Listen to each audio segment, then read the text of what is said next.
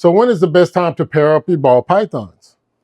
These brothers my guys, know that they fly, know that they ride or die. I keep boys by my side, CJ Ike, never gotta roll with ice. These brothers my guys, know that they fly, know that they ride or die. I keep boys by my side, CJ Ike, never gotta roll with ice.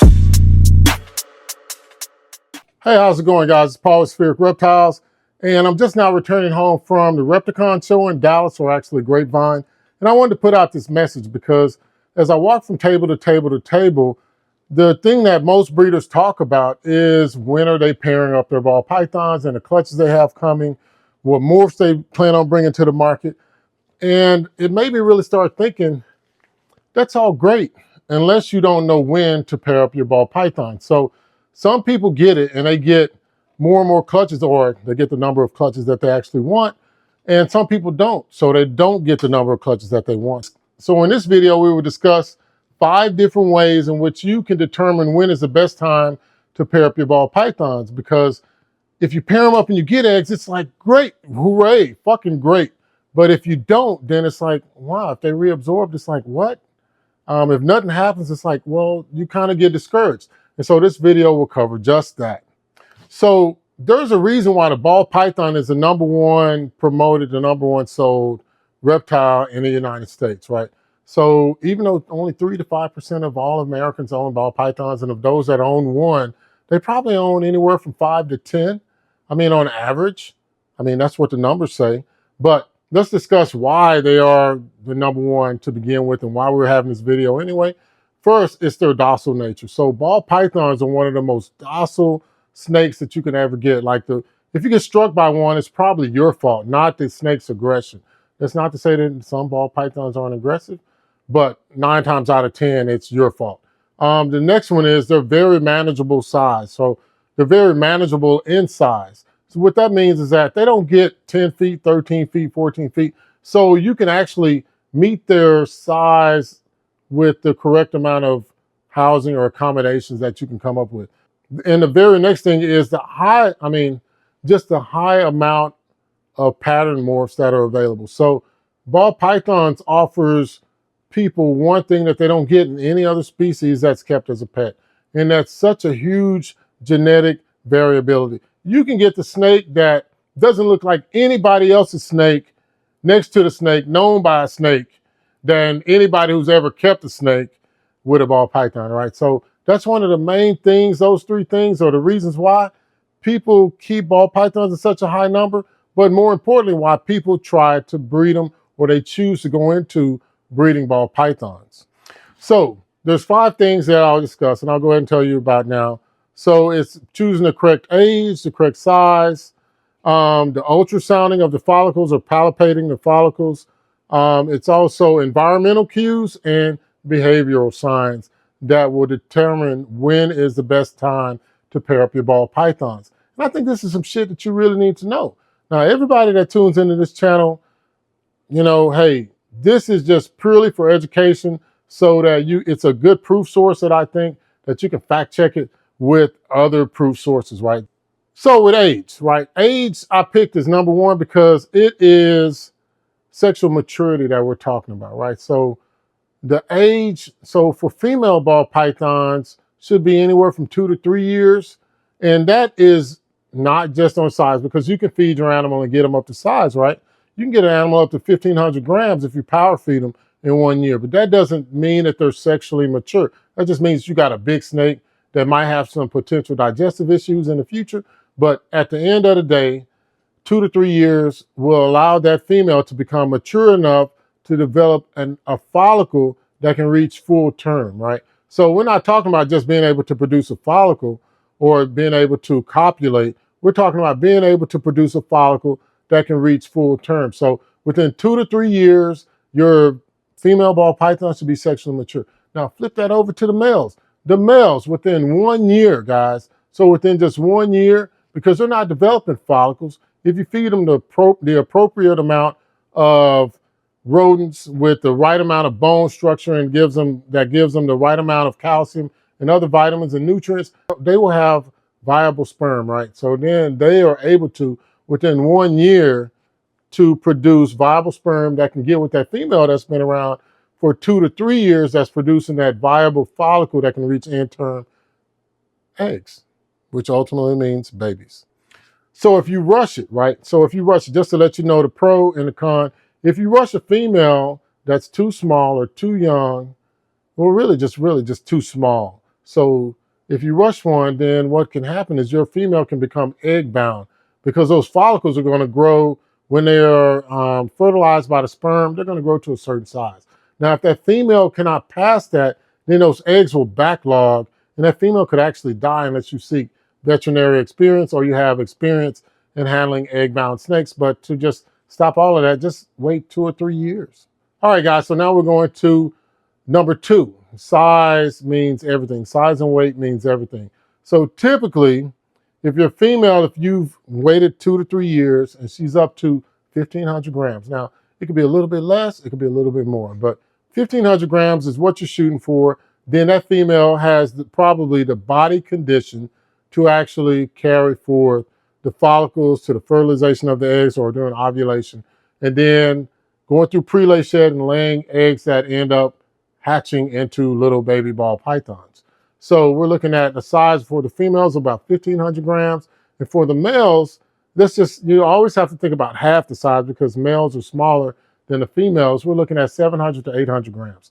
Now, here at Spheric Reptiles, we choose to breed our males sometimes at 800 grams, depending on what it is and if it's eating well. But if you're not too sure about whether it will eat well, then I would say 1,000 grams would be the baseline at which we start breeding. Now, most of our males are above that because if they go off of feed, I want them to have enough fat reserves in store so that they can actually keep living, because ball pythons, males, once they start breeding, they have a one-track mind and they'll just forget about eating altogether. So that's what we're looking at. So remember, females 1,500 grams and males 700 to 800 grams. But as a side note, you can actually start breeding your male once it starts having sperm plugs, but that's a totally different video. But more importantly, 700, 800 grams, you should be safe. Now we're going to number 3 for determining if your ball pythons are ready to be paired or ready to breed, and that's ultrasounding or palpating. I choose ultrasounding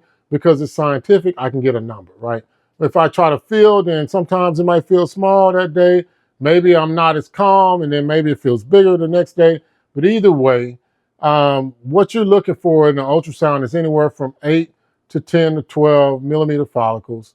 And that means that the female is ready to breed, or she's developing that follicle. And at that point, when you see that, you can pair up a male. So typically in captivity, that we have 12 months out of the year, we keep our houses at roughly 75 to 78 degrees. If you keep animals in that room, of course, your living environment might be different. But if you have ball pythons, 75 to 78 degrees is a normal temperature range. Some people keep it higher, more humid, less humid, whatever. But at the end of the day, that ultrasounding from 8 to 12 millimeters, you can pair up that male, and that lets you know that the female is ready. That means that hopefully she's been 2 to 3 years at 1,500 grams, maybe a little bit less, maybe a little bit more, but that millimeter of follicle is when you should start introducing males. At 30 millimeters, so remember it's 8 to 10, then you're pairing up, and you're ultrasounding once a month. So typically, ball pythons should be growing their follicles about 10 millimeters per month. So about a third month or 30 millimeters, what you should see is that females should start bowl wrapping going into ovulation. At that point, sometimes like the recommendations are for you to stop pairing up. But what I found is that I keep pairing up that male, just putting them in there to hopefully prevent reabsorption. So reabsorption is when that female has those developing follicles that have went from 10 millimeters up to probably 30. Instead of that female moving them down to the uterus, then she doesn't. Instead, she just reabsorbs them back into her makeup, and so she starts the process over because they actually have 2 strings. But I continue to pair up that male even after 30 millimeters until she has her pre-lay shed, and that way I can be kind of guaranteed that, or give myself the best possible outcomes for her to carry forth with that pregnancy. This will be number 4, is environmental cues. So environmental cues pay huge for ball pythons because even though we captively breed them, they are still from animals that were from the wild, which were there for millions of years, right? So even though we've been breeding them for over 100 years, probably, that stuff is hardwired. So 75 to 78 degrees Fahrenheit. Convert that to Celsius if you'd like. But that is the optimal temperature range in which it starts to get them to thinking of breeding. But wait, that's how people keep their homes anyway, 75 to 78 degrees. So just keep it that way. In Western Africa, where the ball pythons are from, during the rainy season is when they breed. That's when food is most plentiful and the animals are getting the wet visual environmental cues so that they can go into breeding. And also during the same time, even though they're from Western Africa, the days get shorter. So if you can shorten up your daylight schedule, then the ball pythons will probably be thinking about breeding. But 75 to 78 degrees, increased humidity. So that means more misting, not dousing, but misting. And then shorten up the days a little bit, which hypothetically speaking, just falls in line with the fall season for America, then you could get your animals to get more into the thought of breeding. Now that we've discussed those other 4 things, I'm going to discuss the 5th one really fast, and that's behavioral cues. So behavioral cues are very, very important. So you got to look for this. So if you're not paying attention to this, you probably shouldn't be breeding. So the first behavioral cue that I see, if a female is ready, is increased activity. So she's already at size. She's already 2 to 3 years old. I know that her follicles are above 8 to 10 millimeters, maybe 12, because I ultrasounded them. Then I know that it's this time of the year, the temperature's right, all this other stuff. But now I see her bowl wrapping or cool seeking or doing something. I've already been pairing her up a little bit, or if you haven't been, definitely jump on it at this time before she goes through ovulation, right? So if she ovulates and there's nothing there, then those follicles will be reabsorbed. Now, they won't ever get bigger, but the 8 to 10 millimeter follicles that she's built up will be reabsorbed because there's no sense in wasting energy or nutrients in the natural world. So that's one of the things you'll see is increased activity, increased cool seeking. And from the males, you'll see the same thing. It's just really weird that they're not even in the same area a lot of times, the same tub, definitely not. But you'll see them both increasing in their activity, more than likely at night, because this is when ball pythons in the wild are definitely busy. In the daytime, they really don't come out as much, but at nighttime, they definitely come out. So that's, some things to look for if you're trying to determine whether your ball pythons are ready to be paired up for breeding. In conclusion, and if you like this video, I forgot to mention that, hit that subscribe button and like button, and then, leave me a comment or two. Share this video with someone that you think could benefit from it. But in conclusion, be patient. Please be patient, because patience and persistence will definitely pay off in this. Pay attention, as I said before, document what your shed schedules are, your feeding, so you can see if your animals are eating more, if they're at that age and now they're at that weight. You see them with increased activity, you ultrasound them or you palpate, and you know that they're anywhere from 8 to 12 millimeters, as well as there's environmental cues of the temperature, the humidity, as well as you shorten the daytime. Man, look, and they're moving around, they're doing all this stuff. It might be time. It might be time. So this is, the 5 ways that you can determine whether your ball python is ready for breeding. I hope it helps you. And if nothing else, guys, enjoy that time you spend with your reptiles and cherish that time that you have with your family. Thank you for watching.